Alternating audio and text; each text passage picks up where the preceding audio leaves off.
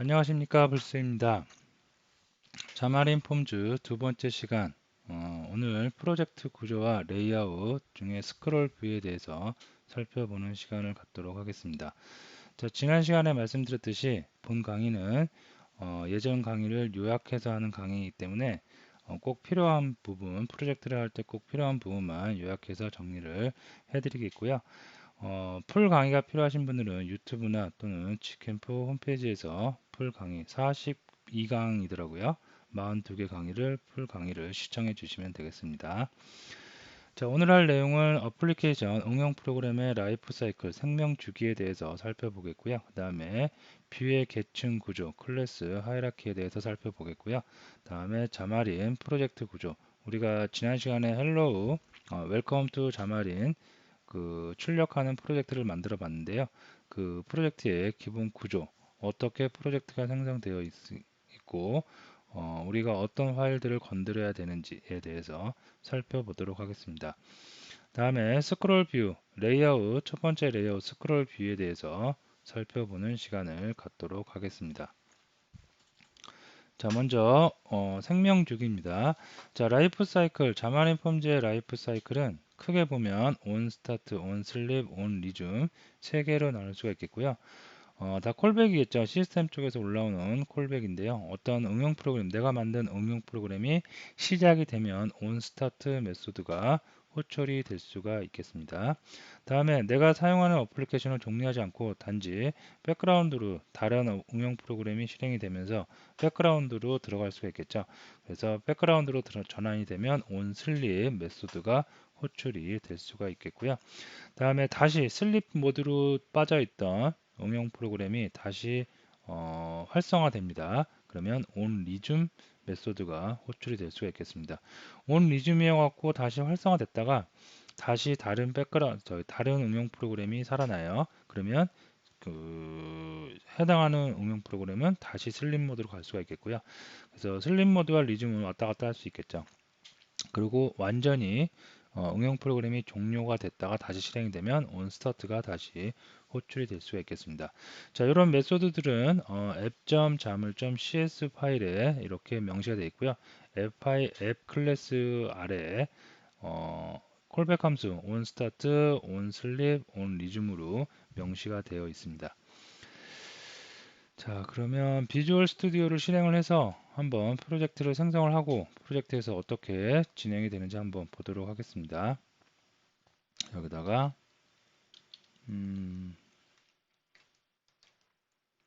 검색을 좀 해볼까요? 우리는 타이젠만 지금 살펴볼 거기 때문에 타이젠 폼즈라고 한번 검색을 해보면 5.0 이걸로 진행을 하도록 하겠습니다. 자, 다음 자, 프로젝트 이름을 정하는데요. 프로젝트 이름은 지난 시간과 동일한 네이밍으로 프로젝트 두 번째 시간이니까 02로 해주겠고요. 001로 해주도록 하겠습니다. 위치는 저는 C 드라이브 밑에 이제 폼즈를 만들어 놨었죠. 그래서 폼즈 밑에 프로젝트 아래에다가 이렇게 만들도록 하겠고요. 자, 만들기.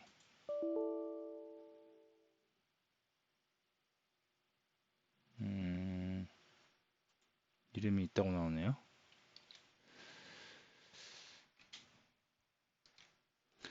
이거 제가 아까 연습 삼아서 할 때 그 생성된 파일 폴더가 있는 것 같은데요. 이거 깨끗이 지우고 삭제하겠습니다. 삭제하고 다시 처음부터 하는 걸로 되겠죠 이제. 됐습니다. 그래서 커먼 선택을 하고 그대로 OK 하도록 하겠습니다.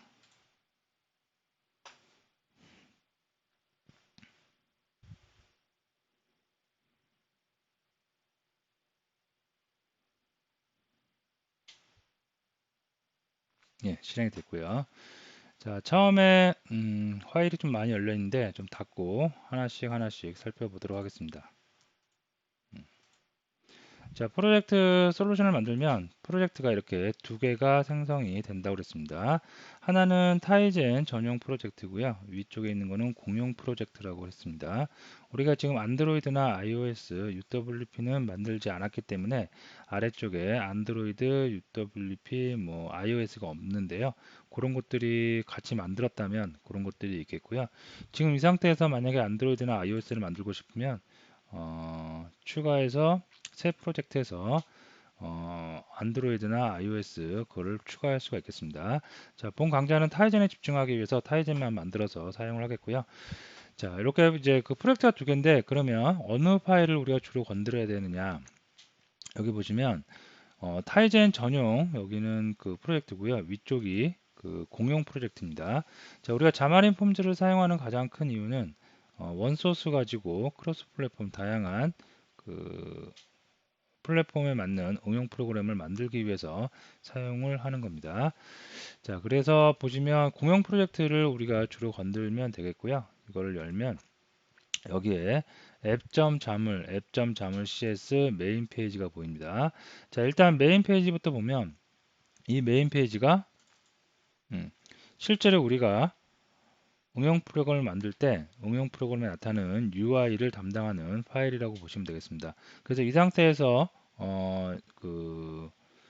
빌드를 해서 인스톨을 하면 타이젠 그 라즈베리 파이죠. 라즈베리 파이에 있는 타이젠 OS에 인스톨을 하면 지금 같은 경우는 레이블에서 웰컴 투 자마린 폼즈 요 내용만 찍힐 수가 있겠습니다. 그러면 이 메인 페이지는 처음에 누가 객체화 또 시켜줘야겠죠. 이 메인 페이지가 지금 자물 파일, XML 파일인데요. 요거가 실제로 보면 이렇게 자물.cs, CS라는 게 있습니다. 그래서 요 자물 파일은 main.jamul.cs, CS에서 메인 페이지 클래스가 메모리에 객체가 생성이 되는데요. 이 클래스가 객체가 생성이 될 때 생성자를 보면 initialize component라는 메소드가 호출하게 되어 있습니다. 바로 이 녀석이 어디 자물 파일을 이용해서 이런 컴포넌트들 다 이런 게 뷰입니다. 뷰이기 때문에 이런 뷰들을 하나하나 어떻게 다 생성을 한다고 보시면 되겠습니다. 만약에 여기서 이게 이렇게 생략돼요. 주석 처리해져요. 그러면 메인 페이지가 생성이 되긴 돼요. 객체에 생성이 되긴 되는데 컴포넌트를 이니셜라이즈 한 게 하나도 없겠죠. 그래서 이쪽에 있는 내용이 전혀 실행이 되지 않습니다. 나타나지 않는 거죠. 그래서 이니셜라이즈 컴포넌트는 이렇게 꼭 체크를 하셔야 되겠고요. 만약에 이걸 주석 처리하고 나는 자물 파일이 마음에 안 든다. C# 코드만 갖고 하겠다. 그럼 여기서 이런 컴포넌트들 다 이것도 클래스입니다. 그래서 이런 클래스들을 직접 생성을 해서 누 연산자 가지고 생성을 해서 여기서 붙일 수도 있습니다. 근데 우리가 이런 뭐 안드로이드 계열이나 이런 자물 파일 폼즈를 이용하는 가장 큰 이유는 XML 가지고 UI는 XML 가지고 쉽게 구현을 해서 쓴다. 그죠? 그래서 UI 부분은 이렇게 자물 파일로 XML 파일로 분리를 하고 그 다음에 어떠한 이벤트 핸들러라든가 어떠한 다른 기능들은 여기 C샵에서 하는 것을 목표로 하기 때문에 여기서 UI 구성하는 것보다는 자물 파일에서 UI를 구성하는 것을 추천드리도록 하겠습니다. 되겠죠? 자, 그래서 처음에 이제 돌아오면 여기서 무슨 내용을 어떤 내용을 입력을 하고 여기에 어떤 컴포넌트를 만들면 이런 컴포넌트들을 main.cs, 자물.cs에서 객체가 생성되면서 initialize 컴포넌트들을 initialize해서 화면에 뿌려준다. 그러면 이 메인 페이지는 또 누가 생성을 해줄까요? 그죠? 그게 바로 이 위쪽에 있는 app.jamul.cs입니다. app.jamul.cs 말 그대로 응용 프로그램을 총괄하는 그런 파일이라고 볼 수가 있겠고요. app.jamul.cs에 보면 객체가 처음에 생성될 때 생성자의 initialize 컴포넌트도 있고요. 여기 보시면 메인 페이지는 어떻게 메인 페이지 생성을 하고 있습니다. 뉴연산자 이용해서. 그렇죠? 그래서 만약에 페이지가 다른 페이지가 있어요. 다른 페이지가 있으면 다른 페이지를 처음에 이니셜라이즈 하고 있다. 생성하고 싶다. 그러면 이 부분을 클래스 이름을 바꿔주시면 되겠습니다. 변경해 주시면 되겠습니다. 그죠? 그래서 app.jamul.cs는 어떤 거? 처음에 응용 프로그램이 시작하는 최상위에 있는 그런 파일이라고 보시면 되겠고요. 여기서 이제 어떤 파일을 이니셜라이즈 할 건지, 생성을 할 건지 결정하고 그 파일에서 어떻게 이니셜라이즈 컴포넌트에서 UI를 생성한다 라고 보시면 되겠습니다. 자, 여기까지 한번 프로젝트 생성하고 프로젝트 구조 이렇게 크게 두 개인데 공용 프로젝트와 타이젠 프로젝트 그리고 공용 프로젝트에서 메인 페이지가 실제로 UI를 담당하고 이 메인 페이지를 생성해주는 녀석은 어디 app.자물.cs에 있다 라고까지 정리를 해주겠고요. 자, 돌아와서 이제 그럼 app.자물.cs에서 응용 프로그램을 총괄하는 파일이라고 볼 수가 있겠는데요. 여기 보시면 우리가 방금 살펴봤던 onStart, onSleep, onResume 이라는 콜백 메소드가 존재를 할 수가 있겠습니다. 자, 그래서 아까 말씀드렸듯이 응용 프로그램이 시작될 때 호출되는 메소드, 응용 프로그램이 잠자로 들어갈 때, 그죠? 슬립 모드로 빠질 때 그 호출되는 메소드, 그다음에 다시 잠자다가 슬립 모드였다가 다시 깨어날 때, 온 리줌일 때 호출되는 메소드, 콜백 메소드라고 볼 수가 있겠습니다. 그래서 여기서 예를 들어서 아이고,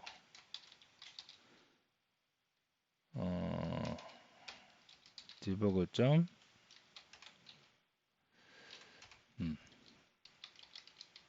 라이트 라인 해가지고 뭐라고 할까요? 그냥 원 스타트만 이렇게 해줄까요?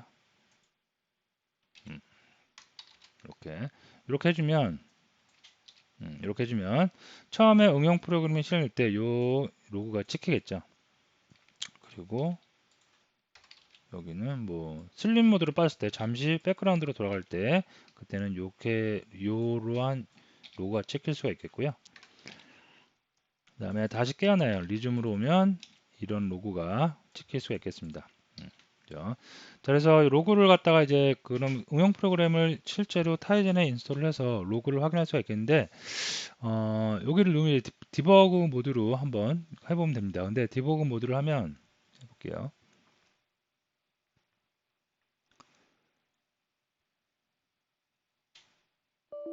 이런 에러가 지금 나타나고 있습니다. 이 에러는 이제 그 디버그 모드가 현재 지금 타이젠 팀에서 배포한 요 그 타이젠은 디버그 모드를 지원하지 않는 상태입니다.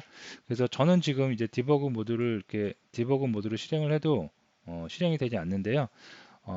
타이젠 팀에서 그 행사에 맞춰서 배포되는 그 타이젠은 그 디버그 모드를 지원하는 것을 배포한다고 합니다. 그래서 저는 안 되지만 여러분들이 만약에 여러분들이 하는 시점에는 아마 될 겁니다. 요거는 여기까지만 하고 제가 실습을 보여줄 수 없기 때문에 이렇게 넘어가도록 하겠습니다. 자, 그 다음에 아까 장표를 보면 뭐가 있었죠? 그래서 라이프 사이클은 어디를 건드린다? 공용 소스의 응용 프로그램을 총괄하는 app.자물.cs에 있는 onStart, onSleep, onResume을 한다. 이렇게 알아두시면 되겠고요. 자, 뷰 계층입니다. 뷰 계층에 대해서 살펴보도록 하겠는데, 안드로이드나 iOS를 경험을 해보신 분들은 이제 뷰가 여기서 말하는 뷰가 어떤 건지, 레이아웃이 어떤 건지 좀 바로 이해가 되실 겁니다. 근데 처음 하시는 분들을 위해서 간단하게 설명을 드리면, 우리가 이렇게 응용 프로그램을 하나 만들어요. 그래서 화면에 응용 프로그램을 이렇게 만들었다. 그럼 요거는 이제 가장 큰 바깥쪽 페이지를 하나 만들었다고 볼 수가 있겠습니다. 그래서 응용 프로그램 안에는 페이지가 하나만 있는 건 아니고요. 2개, 3개, 4개, 5개가 있을 수 있는데 어쨌든 응용 프로그램의 가장 큰 밖에 있는 녀석을 페이지라고 볼 수가 있겠고요. 이 페이지 안에 이렇게 해서 레이아웃이라는 게 존재를 할 수가 있겠습니다. 다음에 레이아웃 안에는 각종 뷰들, 버튼이라든가 레이블이라든가 그런 것들 있죠. 그런 것들이 이렇게 나열되면서 하나의 앱을 구성을 할 수가 있겠습니다. 이렇게 이렇게요. 자, 그러면 여기서 봤을 때 이 바깥쪽에 있는 걸 이제 페이지라고 볼 수가 있겠고요. 다 포함하고 있는 거죠. 그 다음에 안쪽에 레이아웃이라는 거를 볼 수가 있겠고, 그 다음에 여기에 이제 컴포넌트라고 하는 각종 뷰들이 존재를 할 수가 있겠습니다. 그래서 버튼도 있을 수가 있고, 어떤 레이블이 있을 수도 있고, 아니면 체크 버튼 같은 거, 그죠? 그런 것들이 쭉 나열되면서 하나의 앱을 완성할 수가 있겠는데요. 이럴 때 이 바깥쪽에 있는 레이아웃, 이것도 하나의 뷰입니다. 그래서 뷰에서 파생된 거라고 볼 수가 있어요. 그래서 이거 다 뷰라고 전체적으로 보면 뷰라고 볼 수가 있는데 우리가 편의상 이거는 레이아웃, 그 다음에 레이아웃 또는 뷰를 이런 뷰들을 묶고 있다고 그래서 이 바깥쪽을 뷰 그룹이라고도 합니다. 그리고 이런 것들은 다 클래스로 하이라키 구조로 이렇게 상속 관계로 묶여져 있고요. 이걸 한번 보기 위해서 이 URL을 실제로 가보면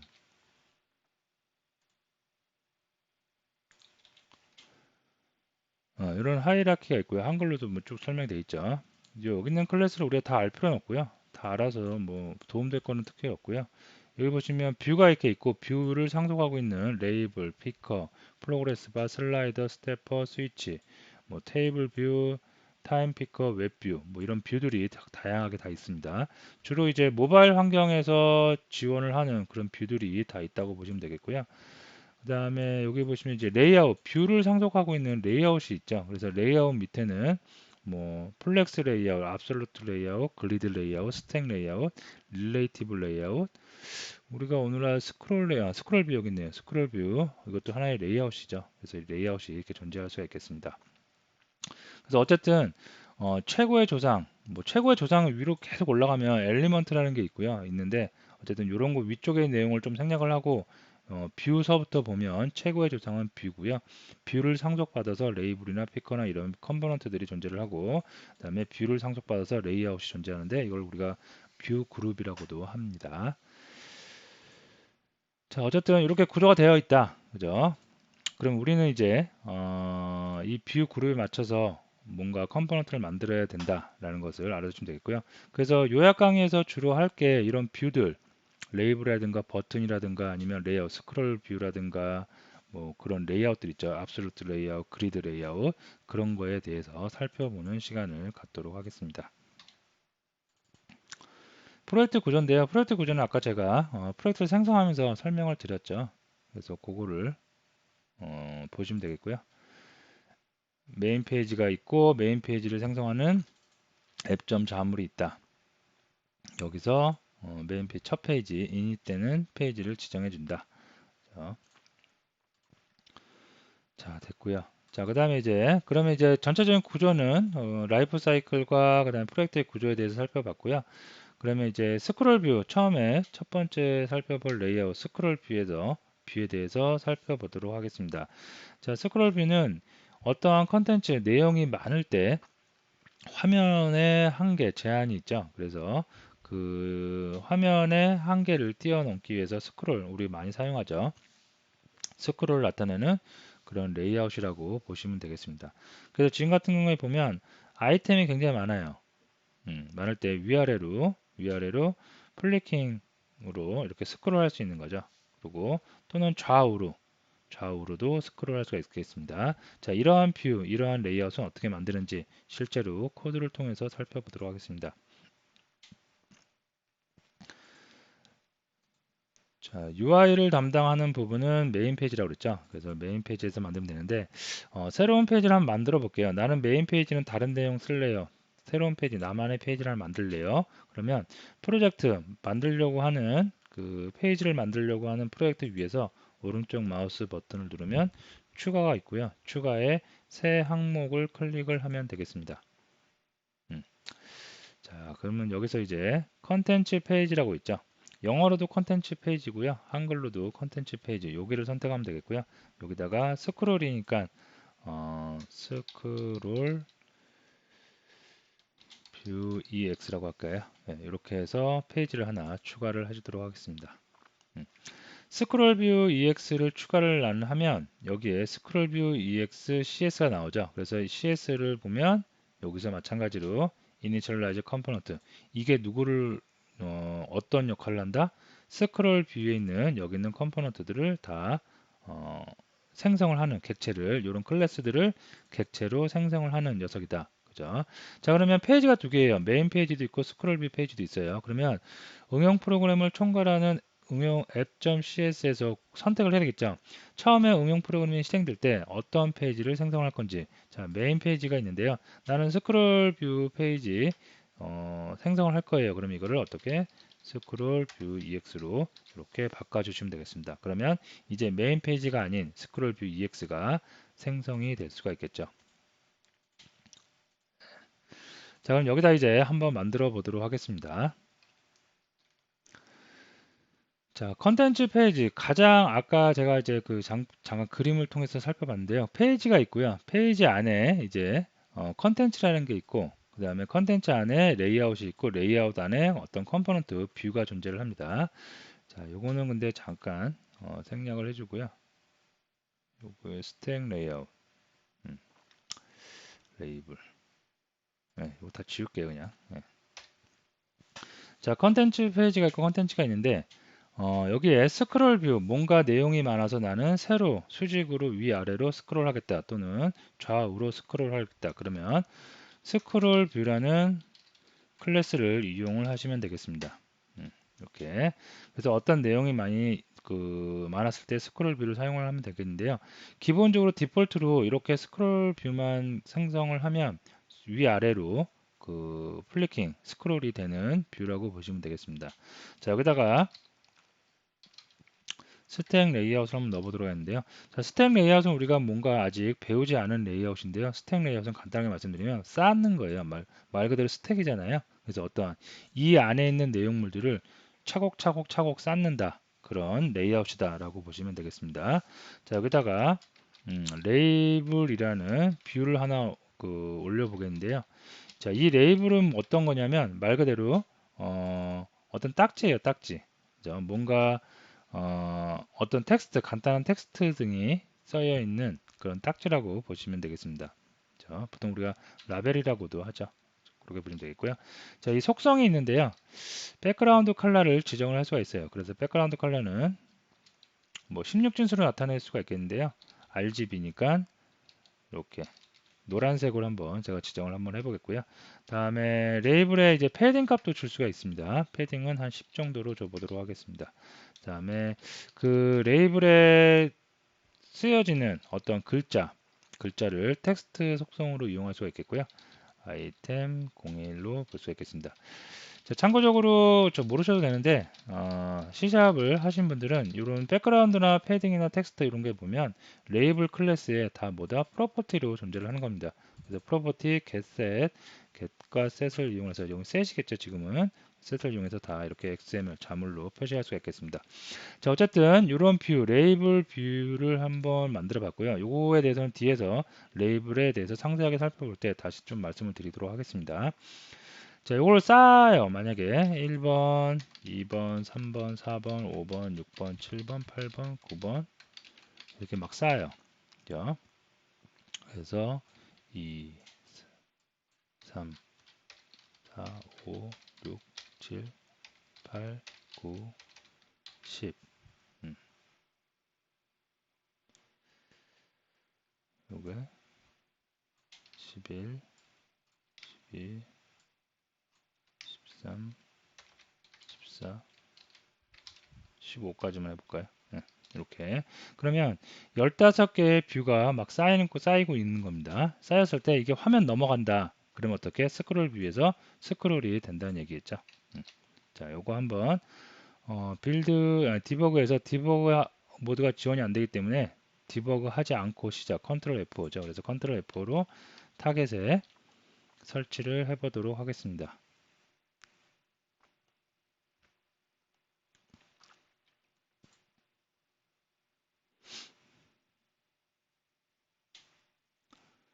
설치가 되고 있고요.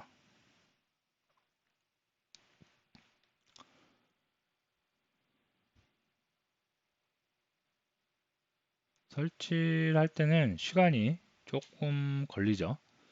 그래서 설치를 할 때 시간이 걸린다고 뭔가 이상한 거 아닌가 해서 뭐 다시 실행한다든가 아니면 파워를 껐다 한다든가 그러지 말고 그냥 좀 기다리세요. 기다리면 음, 시간이 좀 소요되긴 하지만 정상적으로 다 뜹니다.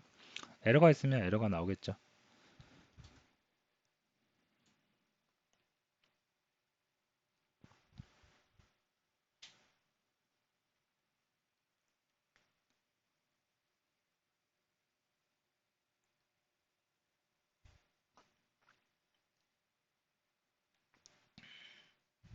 이렇게 떴습니다. 그래서 1, 2, 3, 4 레이블이 요 가운데 있는 게 레이블이고요.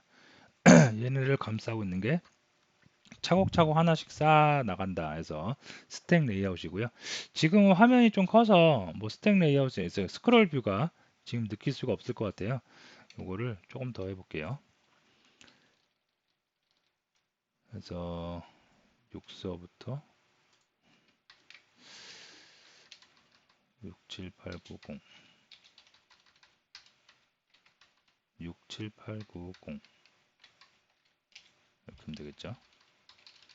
그다음에 20, 21, 22, 23, 24, 25.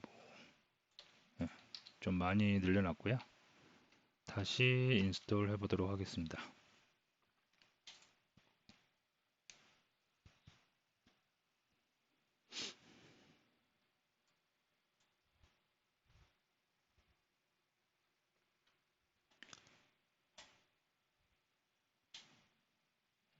됐죠? 그럼 이제 스크롤 이제 23번 실제로 아이템은 25번까지 가죠. 근데 여기는 이제 화면이 부족하니까 23번까지 나타났죠. 이럴 때 우리는 스크롤 뷰로 묶어놨기 때문에 스크롤을 실제로 하면 이렇게 스크롤이 된다는 얘기입니다. 그렇죠?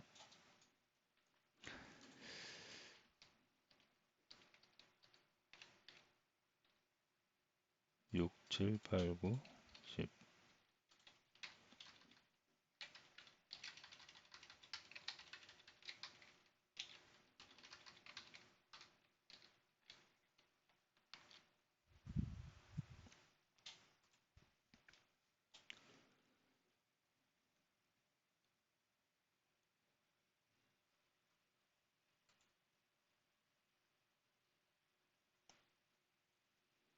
네, 여기서 보면 이제 좀 내용이 많기 때문에 확연하게 보이겠죠. 네, 이렇게 스크롤 될 수가 있겠습니다. 자, 그래서 스크롤 뷰는 어떤 내용이 많을 때 여러분이 사용을 하시면 되겠습니다. 마우스가 두 개니까 헷갈리네요. 네, 다시 돌아왔고요. 자, 스크롤 뷰에 근데 좀 단점이 있어요. 스크롤 뷰의 단점은 뭐냐면 지금의 아이템이 몇 개였죠? 30개였죠. 30개 정도만 되더라도 조금 그런 현상이 나타날 수가 있겠는데요. 스크롤 뷰는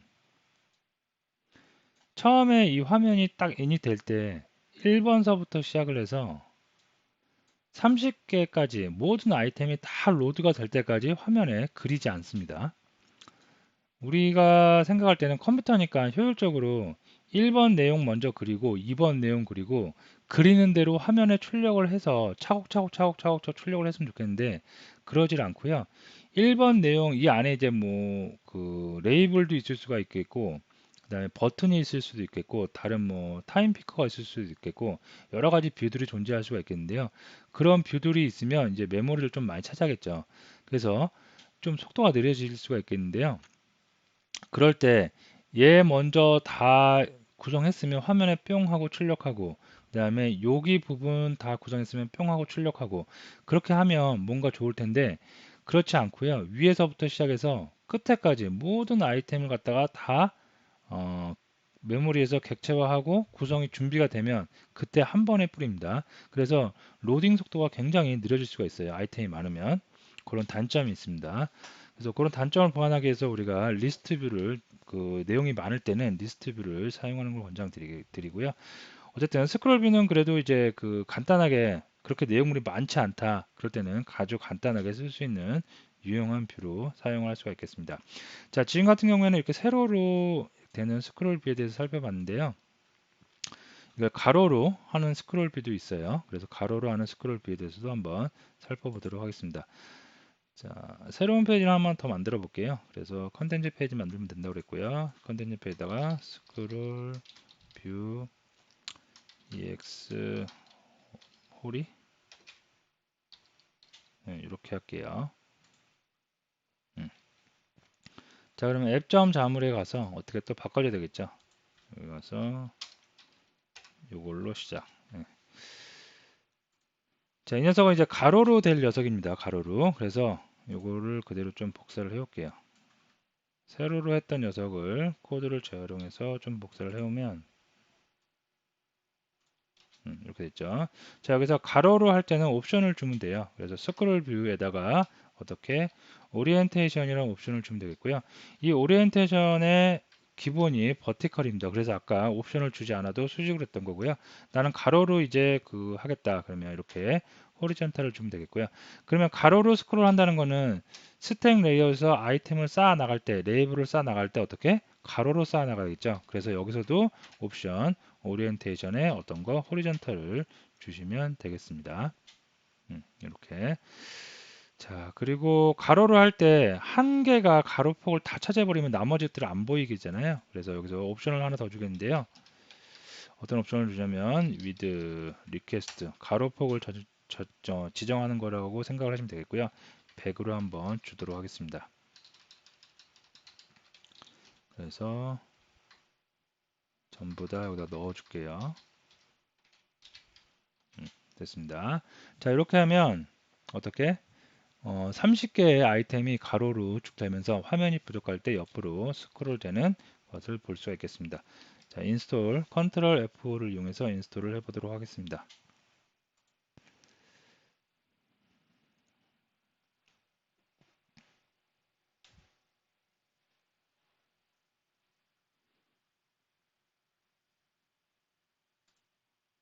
다 나왔고요.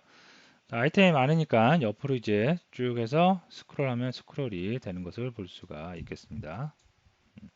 그래서 내용물을 가로로 표현하고자 할 때는 이렇게 옵션, 호리전탈 옵션을 주시면 되겠고요. 오리엔테이션이라는 옵션을 이용해서 이용하면 되겠고요. 세로로 할 때는 굳이 안 줘도 되는데 명시적으로 난 주고 싶다. 그러면 이거를 어떻게